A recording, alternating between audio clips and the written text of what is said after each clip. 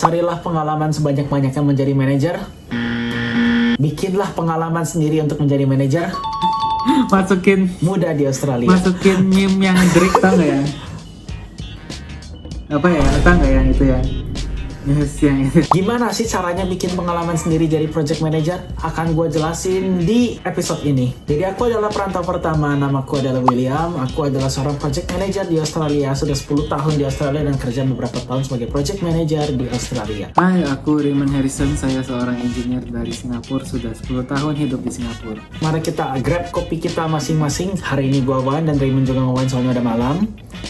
And mari kita ngobrol santai sambil Selalu malam. diskusi realita apa sih gimana sih kerja sebagai project manager. Udah sisa dikit nih. Tadi episode sebelumnya soalnya diminum.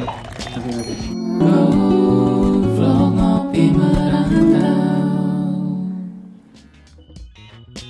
Oke, poin pertama yang aku mau jelasin bedanya kuliah dan kerja sebagai project manager. Aku sebagai project manager ini, aku sekarang currently bidangnya di construction, di pembangunan. Kenapa construction? Soalnya aku punya S1 di arsitektur, teknik arsitektur, S2 di project management. Dan untuk menjadi arsitek yang bisa bekerja di Australia, kita tuh butuh S2 arsitektur. Gara-gara satu dan lain hal, salah satunya ya aku perlu tidur gara-gara aku begadang terus di kuliah arsitek. Aku akhirnya pindah jurusan menjadi project manager. Dan alasan kedua, soalnya lebih banyak career progression sebagai project manager. Pertama jadi koordinator, kedua jadi project manager, ketiga jadi senior project manager, keempat jadi associate project director, kelima jadi COO, chief operating officer. Udah jadi COO, bisa jadi CEO. So technically kerjaan project manager itu seorang CEO in training. Untuk menjadi CEO kadang-kadang jadi project manager. Cuman ada bedanya. Bedanya sebagai business management dan project management itu akan dipelajari di kuliah dan lain-lain. So di segmen pertama, aku mau ngejelasin apa sih bedanya kuliah sama apa bedanya kerja sebagai project manager. Jadi kalau aku boleh jujur, sejujur-jujurnya, aku lebih banyak belajar di saat aku kerja dibanding pas aku di kuliah. Kenapa? Intinya project management itu tuh delivering a project within the scope, time. Aku belajar lebih banyak di sekolah daripada di kerja. Jadi kebalikan gitu ya. Tapi ya silahkan lanjut. Itu kuliah S2 project management loh. Jadi ada yang namanya PMO triangle. PMI triangle itu tuh ada segitiga di satu proyek yang membuat proyek itu kokoh dan berdiri. Satunya scope. Scope proyek itu tuh apa yang harus dilakukan, apa yang harus dibeli, apa yang harus dilaksanakan untuk melakukan proyek itu. Time itu tuh waktu yang harus dikerjakan untuk completion of the project. Cost itu tuh harga dari sebuah proyek. Dan kalau misalnya kamu tahu kan memilih cewek antara cantik, pintar, waras. Nah, project management tuh balancing seperti itu. Cantik, pintar, waras, cuma bisa pilih dua. Dan project management itu tuh seperti kayak apa ya? Semacam ngebikin segitiga itu tuh balance dari scope, time, and cost. Jadi scope itu tuh apa yang harus di-deliver untuk sebuah project, time itu waktu, cost itu ya harga. Kalau misalnya scope kebanyakan, costnya murah, ya berarti waktunya lama. Scope-nya dikit, cost-nya kecil, kalau waktunya cepet dan harganya murah, ya berarti scope-nya kecil. Opportunity cost dari triangle itulah. Seperti yang cantik, pilih dua, bukan tiga-tiganya. Gimana cara ngebalance itu bertiga? Itu adalah project manager. Dan aku bakal jelasin bedanya kuliah sama kerjaan. Jadi kalau misalnya di kuliah kita tuh cuma belajar basic-basicnya. Bukan berarti, contoh, kok kuliah tuh Master of Project Management kan.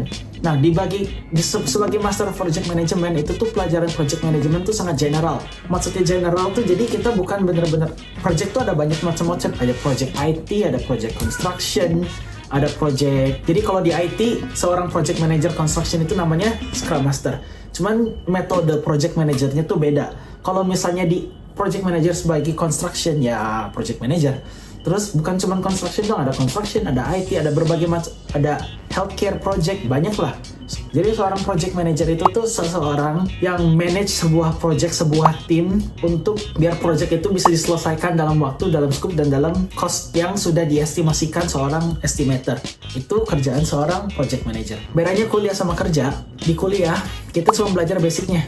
gimana cara manage orang, tipe-tipe leadership, terus kayak belajar teknikal lah kayak risk management, manajemen resiko, terus belajar aplikasi cara bikin schedule pakai Microsoft Project tuh gimana tuh caranya. Udah gitu tipe-tipe project management, ada waterfall, ada agile, ada prince dan lain-lain. Itu ya tipe-tipe project management lah.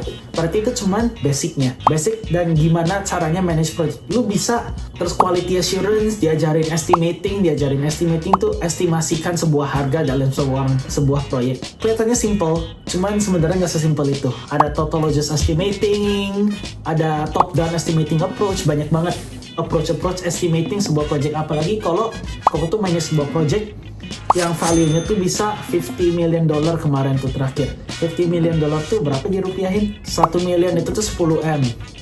Ya 500M. Proyek yang terakhir Koko manage itu tuh valuasinya 500M di Indonesia rupiah. Itu proyek yang terakhir Koko manage lah ya, sekitar 500 miliar rupiah lah. Ray pernah belajar tuh agile, scrum, waterfall, top down. Nggak, top down itu estimating, bukan project management. Pernah belajar kan? Terus leadership style, ada autocratic leadership, ada laissez-faire leadership, ada democratic leadership. Itu diajarin approach leadership dan lain-lain di kuliah project management. Cuman secara skills technical gitu, itu tuh nggak diajarin di kuliah. Jadi begitu Koko masuk tuh ke dunia project management, tiba-tiba ditanyain, Koko kan nggak pernah kayak bangun gedung. Koko adalah beberapa ilmu dikit dari arsitektur. Soalnya Koko belajar kayak gimana cara bikin model, gimana cara bikin detail section, baca plan dan lain-lain. Koko diajarin. Cuman ada beberapa terminologi yang dipakai di tempat kerja yang sampai sekarang Koko juga masih belum ngerti. Jadi kalau misalnya ada tuh meme di Instagram, begitu dapat pangkat jadi project manager, oh this is the happiest day of my life. Terus stage 2 sebagai project manager, dia bakal kayak, waduh, I'm just trying to be helpful, ngebantuin semua orang. Udah kayak gitu, tahap ketiga, I realize I don't know what the fuck am I doing, but I know that I'm doing it great. Itu tahap ketiga dari project manager. Terus tahap keempat dari project manager kayak, oke, mulai burnout. Gimana ya? Seorang project manager itu tuh seorang orang yang tidak perlu technical background, cuman perlu technical awareness. Jadi kalau kamu mau bikin aplikasi contohnya, kamu tuh nggak perlu tahu caranya buat coding, buat ini, buat ini nggak perlu. Cuman kamu harus mengerti kurang lebih basicnya apa aja yang harus dilakukan untuk orang coding sebuah aplikasi. Itu adalah seorang project manager. Dan banyak banget terminologi di industri yang dipakai, dan di awal-awal bakal kelihatan goblok. Cuman ya lama-kelamaan kamu harus bisa handle orang. Jadi intinya di project management itu bukan ilmu cara manage project, bukan ini, bukan itu. Satu-satunya inti di project manager biar sukses itu gimana caranya? Komunikasi yang bagus. Jadi kamu harus bisa komunikasikan poin, harus bisa komunikasikan sesuatu ke satu orang, biar kalau orang itu mengomunikasikan ke orang lain, ngerti semua. Basically the skill to make everyone on the same page. Ilmu project management itu ilmu komunikasi. Ilmu komunikasi sama orang, menyampaikan satu ide ke semua orang di timnya. Itu project management, salah satu skill yang paling penting. Kalau di kuliah tuh belajar basicnya project management, belajar kayak tipe-tipe project management, manajemen resiko, emang perlu dikit-dikit. 100% yang dipelajari di kuliah, cuman 20% yang dipakai di lapangan kerja. Udah 20% yang dipakai di lapangan kerja, banyak banget hal yang dipelajarin di lapangan kerja, dari ilmu komunikasi, terminologi, gimana cara bangun ini, bangun situ. Kenapa? Soalnya semua project itu beda. Semua project itu beda. Ada yang spesifikasinya butuh ABC, tiba-tiba project B butuh CDE. Beda semua. Yang perlu dipelajari itu apa? Satu, ilmu komunikasi. Itu bedanya kuliah sama tempat kerja. Dong, belajar ilkom. Sekolah ilkom aja. Ya nggak kayak gitu juga, meskipun ilmu komunikasi, kamu juga harus bisa ngertiin orang lah, kayak, oh orang ini lagi gini gitu ya. Contoh, Koko kasih satu contoh lah. Koko masih umur 22. Dulu Koko mulai sebagai project coordinator. Koko udah mulai suruh nyuruh orang. Koko tuh ada kontraktor. Dia udah punya pengalaman 30 tahun. Koko nyuruh mereka kerjain hal A. Mereka bantah sama Koko, ngomong, gue punya 30 tahun pengalaman. Lu pengalaman palingnya setahun 2 tahun. Lu kenapa nyuruh-nyuruh gue gitu ya? Itu diajarinnya di kuliah? Kagak diajarin. Apalagi di master di sekolah itu. Kalau misalnya di trade school untuk kayak kuliah-kuliah yang lain itu diajarin nggak? Ada kemungkinan diajarin lah ya, soalnya aku nggak masuk ke kuliah sana. Aku melalui Master of Project Management di kuliah yang STEM. Mereka nggak pernah ngajarin kayak gimana cara ngehandle orang seperti itu, orang yang bantah, orang yang tiba-tiba aku harusnya ngerjain ini, malah cuma dikerjain setengahnya, ngomong pura-pura beres. Itu gimana cara ngomongnya sama orang seperti kayak gitu? Ya kamu harus belajar ilmu komunikasi biar orang-orang seperti itu tuh nurut. Seorang project manager construction di Australia itu, kamu bayangin udah gitu terus pendek, Jelek Asia, lagi. kelihatan kutu buku, ganteng. Terus kamu bayangin, coba editor search tradies in Australia. Biasa orang itu gede, ototan, tatoan, tinggi, bule, brewokan, kulitnya udah kebakar matahari, teriak-teriak setiap hari, ngomongnya ya kata kasar kebun binatang Vin tiap hari. Diesel dong. Ya nggak Vin Diesel juga. Kamu carilah Australian tradies. Seorang orang yang pendek, Asia, kelihatan kutu buku, cuma punya gelar S2, cuma nggak terlalu punya pengalaman, harus ngatur orang-orang seperti itu gimana caranya. Itu adalah perbedaan dari kuliah sama pekerjaan seorang project manager. Jadi satu ilmu yang paling penting itu, satu de-escalating konflik dan komunikasi. Dua, ya basic-basic project management itu gimana caranya biar proyek itu tuh di-deliver sesuai scope, time, and budget. Ya perbedaan dari kuliah dan gitu. Oke, masuk ke segmen 2. Sesusah apa sih cari kerja project manager di Australia? S1 Bachelor of Construction Management contohnya, atau S2 of Project Management. Itu gimana cara dapat kerjanya? Kamu cuma punya bachelor atau master di S1 atau S2 project manager, edukasi doang itu tuh nggak cukup untuk mencari kerja sebagai project manager.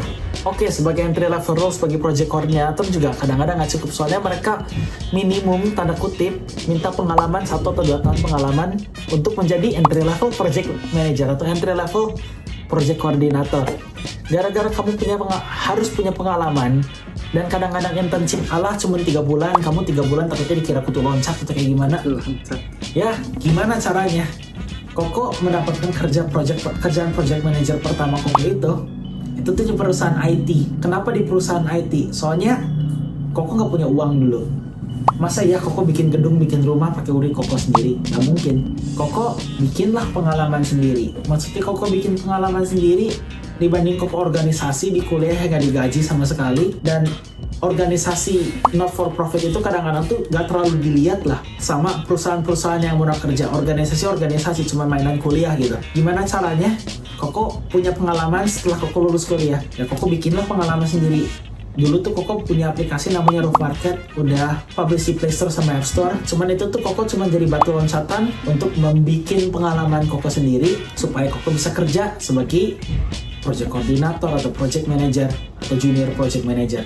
Jadi Koko kerjain itu selama 6 bulan sampai setahun, udah jadi tuh aplikasinya sama beberapa orang-orang. Meskipun Koko sendiri nggak tahu cara coding gimana, Koko punya teman-teman yang tahu cara coding, Koko punya teman-teman yang bisa cara marketing dan lain-lain. Dan itu Koko satuin sebagai project manager, sebagai initiator of the project untuk menjadi satu aplikasi yang emang bisa jalan gitu loh. Jadi dari pengalaman itu, contoh orang marketing Koko yang Koko dulu tuh ngomong, gue sekarang masih belum bisa ngegaji lu, cuman gue tahu banyak dari industri kalian butuh pengalaman untuk mulai kerja. Jadi gimana kalau kita ngerjain project kita masing-masing sebagai bisnis yang legit, punya ABN dan lain-lain, dengan adanya sebuah project yang emang bener-bener komersial gitu loh. Jadi intinya pekerjaanmu perlu pengalaman buat masuk, tapi gimana cara mendapatkan pengalaman kalau perlu pengalaman buat masuk nih? Jadi buatlah pengalaman sendiri. Iya, itu poin yang Koko pengen sampein. Dan pengalaman itu, contoh, dulu tuh Koko manage satu proyek itu tuh lebih dari 20 orang di timnya. Ada marketing, ada IT, ada human resource, apapun orang-orang yang pengen dapat pengalaman Koko masukin. Dan setelah Koko beres tuh itu proyek, beberapa peers Koko dari aplikasi itu mereka tulis di LinkedIn, mereka tulis di CV, dan mereka dapat pekerjaan sesuai bidang mereka. Jadi gimana tuh caranya untuk mendapatkan role sebagai koordinator atau manager entry level? Bikinlah pengalaman sendiri, apalagi kalau kamu masih muda. Itu caranya Koko mendapatkan job pertama Koko, which is di IT. Cuman abis di IT, Koko juga mikir, kenapa gue dapetnya di IT gitu ya? Kan bachelor arsitektur, master project management. Carilah kerjaan baru. Setelah seminggu, 2 minggu cari kerja, dapatlah Koko kerja di construction. Mulai sana baru Koko ya gitulah. Susahnya cari kerja di sini juga lumayan susah. Koko di construction itu dulu hoki lah, seminggu 2 minggu langsung dapat. Cuman sebagian besar Koko tuh apply lebih sampai 500 application, dapat ya 4 interview. Berarti setiap 100 application kurang lebih dapat 1 interview. Kenapa? Soalnya Koko itu seorang imigran di sini. Dan orang-orang di construction tuh biasanya keras. Udah keras, mereka lebih mending lah, ini imigran, bisanya bentar lagi beres. Kalau imigran bisanya bentar lagi beres, apalagi dia mau minta sponsor atau gimana, yang tau lah orang di construction tuh banyak yang nggak ngerti tentang sistem visa, beda sama IT. Kalau misalnya IT, contoh di Amerika aja banyak yang nge-employ orang dari seluruh penjuru dunia. Cuman construction kan perlu insight ya, perlu orangnya di sana gitu untuk memanage projectnya sendiri. Gara-gara perlu manage projectnya sendiri dan orangnya di sini, kenapa mereka nggak hire lokal aja sekalian yang lebih punya banyak pengalaman dan emang yang mata pelajaran kuliahnya sama. Itu dia, makanya competitionnya tuh sangat ketat. Kalau misalnya kamu sebagai ya bukan orang Australia, kamu harus pinter-pinter ngomong. Contoh salah satu hal yang aku omongin itu kamu resident, are you an Australian, ya apa, kamu ngomong aja jujur, I'm an Indonesian but I'm an Australian resident, which is not wrong. Kenapa? Soalnya Koko itu seorang Australian resident for tax purposes. Jadi Koko dipajakkan dan Koko bekerja layaknya orang Australia. Cuman bukan berarti Koko tuh permanent resident. Koko itu temporary resident. Gara-gara Koko temporary resident, Koko nggak perlu disclose temporary atau permanennya. Koko cuma ngomong I am a resident but I'm not a citizen. Jadi citizen itu tuh warga negara. Resident itu tuh ya orang yang tinggal lama di satu daerah. Itu bedanya. Itu kenapa pas Koko ditanyain soal seperti itu, Koko masih bisa pas. Soalnya Koko ngomong I am a resident but I'm not a citizen. Yang mereka pikir kayaknya ya maybe he's a permanent resident. Cuman Koko nggak pernah disclose kalau misalnya Koko temporary resident. Jadi Koko harus pinter-pinter ngomong. Bukannya Koko pengen bohong. Koko nggak bohong technically. Cuman ya untuk mendapatkan kerja ya kamu harus pinter ngomong lah. Apalagi di industri kayak project management. Poin nomor 3, realitas sebagai project manager. Jadi project manager itu tuh, oh aku udah manager, aku punya kekuatan, aku bisa seenaknya aja gini atau gitu nggak sih? Nggak juga. Kenapa? Soalnya project manager tuh kadang-kadang middle management position. Middle management position itu di squish down sama bawahan kamu, sama atasan kamu. Atasan kamu ya si level eksekutif, CEO, COO, Associate Project Director, dan lain-lain. Itu atasan kamu yang langsung laporan sama kamu. Terus bawahan kamu ya biasanya kontraktor, employee, dan lain-lain tim kamu untuk achieve project itu dari start sampai finish. Jadi kamu tuh bener-bener diskusi di tengah-tengah, dan kalau misalnya kamu harus bisa mengomunikasikan instruksi dari atasan kamu dengan jargon-jargon yang mereka pakai ke bawahan kamu yang nggak ngerti apa-apa. Itu salah satu tugasnya jadi project manager dan susahnya jadi project manager. Terus kedua, kalau misalnya bawahan kamu nggak mau kerja, kalau misalnya bawahan kamu kerjanya nggak benar dan kamu nggak tahu, yang disalahin siapa? Kamu. Terus kalau misalnya proyek, gimana ya? Kamu harus manage bawahan kamu. Kalau misalnya proyeknya gak dilaksanakan bagus, kayak gimana kan budgetan dan lain-lainnya bisa ke-affected. Yang kena marah siapa? Kamu dari atasan. Dan kamu juga harus marahin bawahan. Dan bawahan juga kadang-kadang ngelunjak gara-gara ya mereka punya pengalaman lebih gitu ya. Kenapa kamu harus ngatur-ngatur kita? Itulah salah satu kesusahan dari project manager. Drama banyak? Iya, drama banyak. Rasis banyak gak? Banyak juga rasis. Koko kadang-kadang di tempat kerja tuh suka dipanggil cincong, dimsim. Dimsim apa itu dimsim? Kayak gitu, nggak tahu banyak yang manggil. Ada kemarin tuh ada site manager di salah satu project Koko. Dia manggil Koko, what's this cincong dimsim gitu loh. Banyak banget yang kayak gitu. Dimsum kali maksudnya. Dimsum kali maksud dia. Ya maksudnya dimsum, cuman Koko dipanggil dimsim kadang-kadang. What is this cincong dimsim trying to do gitu loh ya. Ini cincong dimsimnya lagi mau ngapain sih? Kenapa dia ngatur-ngatur gua? Padahal gua udah lebih pengalaman dari dia gitu loh. Dan kamu harus pinter ya komunikasi. Koko juga pernah kena satu drama yang Koko ceritain. Dulu di salah satu tempat kerjanya Koko nggak bakal mention nama. Koko kerja di sana ya setahun lebih lah, kurang lebih setahun. Itu di tempat kerja Koko gara-gara tempatnya udah dibangun. Cuman ada 20.000 item defect yang... Berapa 20.000? 20,000 defect item yang sudah overdue 2 tahun. Itu apartemen, project apartemen. Builder lamanya kontraktor kita itu bangkrut. Makanya Koko harus nge-hire kontraktor yang baru. Dan Koko harus negosiasi sama owners corporation.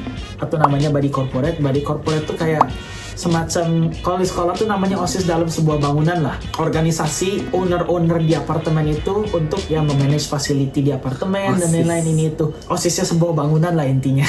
Jadi di body corporate itu, Koko harus manage relationship with the body corporate. Mereka tuh pengen ngebikin namanya class action lawsuit ke proyek Koko. Soalnya defect udah 2 tahun overdue setelah defect liability period dan gak pernah diberesin gara-gara developernya bukan developer, buildernya tuh bangkrut. Koko harus ngeberesin itu semua while managing the relationship with them while abolishing the class action lawsuit. Itu yang Koko harus kerjain.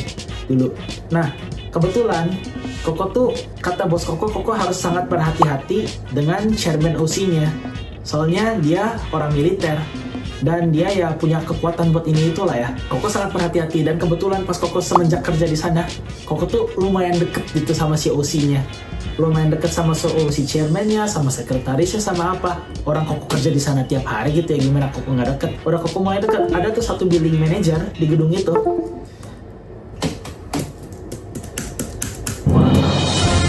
Jadi ada satu building manager di sana. Terus building manajernya tuh udah kerja beberapa tahun lah di sana, lumayan deket sama OC, sama owner corporation-nya. Gara-gara mereka lumayan deket sama OC-nya, si chief operating officer-nya, dia nge-hire building manager baru di gedung itu. Udah nge-hire building manager baru itu, dia suruh matiin kayak exhaust fan di rooftopnya. Terus gara-gara exhaust fan-nya dimatiin, dia udah ngecek ulang, dinyalain, matiin. Terus dia bingung kenapa problemnya masih kayak gini-gini lagi terus. Awalnya dia di-hire sebagai facility manager, bukan building manager. Cuman dia disuruh mati-matiin kayak fan exhaust di rooftopnya lah. Udah dimatiin rooftopnya dan lain-lain. Udah dia di-hire sebagai FM. Building manajernya bingung kenapa ini tiba-tiba mati, kenapa mati. Udah panggil kontraktor, ditanya nggak kenapa-napa. Udah ditanya nggak kenapa-napa, akhirnya nggak bisa nge-solve problem itu. Sama si COO-nya, building manager itu dipecat, si facility manager yang directly hired by the COO dijadiin building manager. Itu Koko dengar cerita itu tuh dari beberapa sekarang temen-temen Koko lah ya, yang ya eksekutifnya eksekutifnya owners corporation di gedung itu. Gara-gara, kenapa dia dipecat? Koko aja akuin si building manager itu tuh bagus kerjanya. Kayak gitu kenapa dia pecat?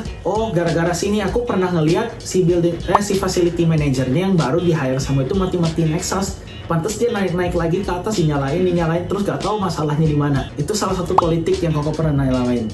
Terus kedua, abis building manajernya dipecat tuh, digantiin si FM itu jadi building manager. Nah, si COO-nya ada kemungkinan dia tuh ngira kalau Koko tuh deket sama owners corporation dan Koko dianggap lumayan bahaya. Padahal Koko udah setahun kurang lebih lah kerja di sana. Gara-gara Koko deket sama dia, si Koko pernah ada insiden sama si yang dulunya FM jadi building manager itu. FM jadi building manager, dia ngebikin kehidupan Koko susah gitu. Koko pengen benerin ini, pengen benerin itu, nggak dikasih akses lah, lift tiba-tiba dikunci dan lain-lain. Pokoknya Koko dibully lah di sana. Udah Koko dibully di sana, Koko bingung. Koko ngomong lah sama bos Koko, which is the associate project director.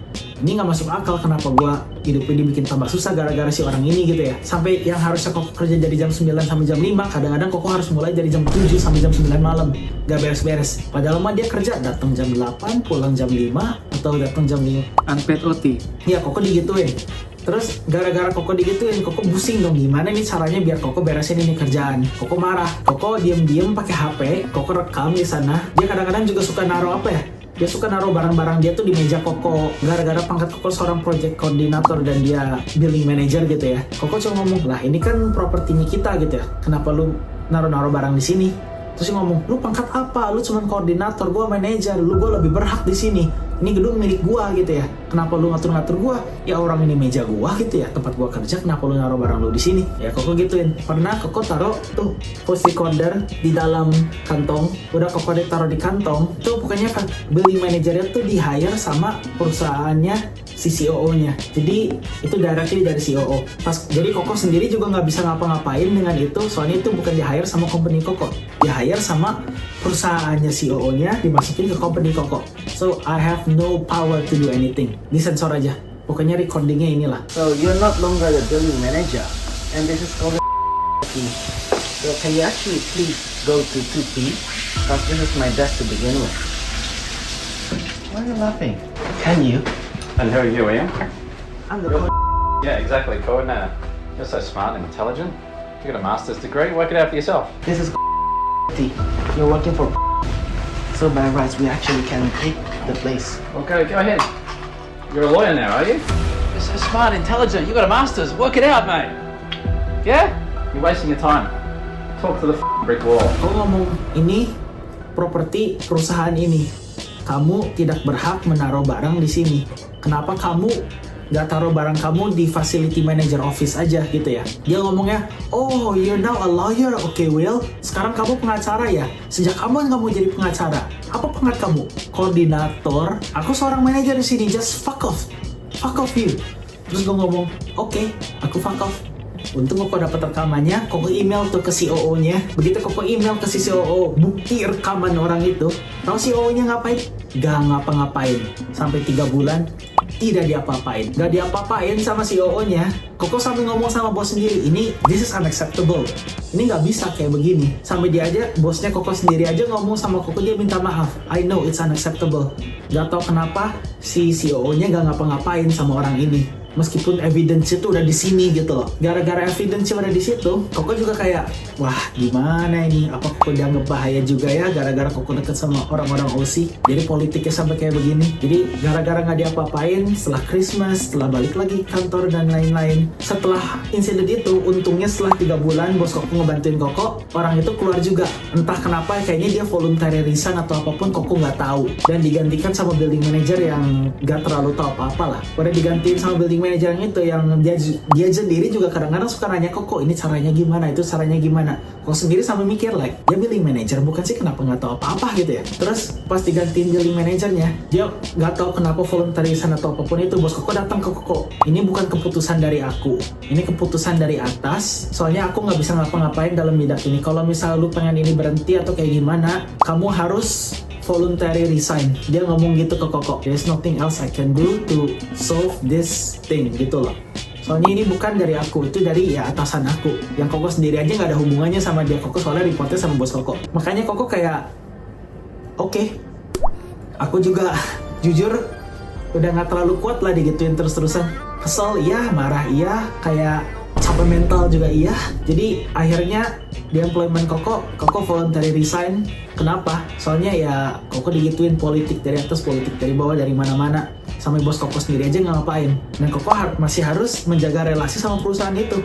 Kenapa? Soalnya Koko butuh referral dari mereka untuk mendapatkan permanent resident Koko ke depan. Jadi bisa Koko laporin ke Fairwork Ombudsman? Gak bisa. Begitu Koko laporin, mereka bakal nge-ghost Koko, gak bakal tuh dapat letter of referral. Soalnya mereka tahu Koko imigran yang bisa dimanfaatkan bukan sebagai kontraktor.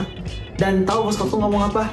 When you got another employer, please say that this job is actually a good job. Please say that this is a good employer, blah blah blah blah blah. In that case, I will also get a very good referee for you.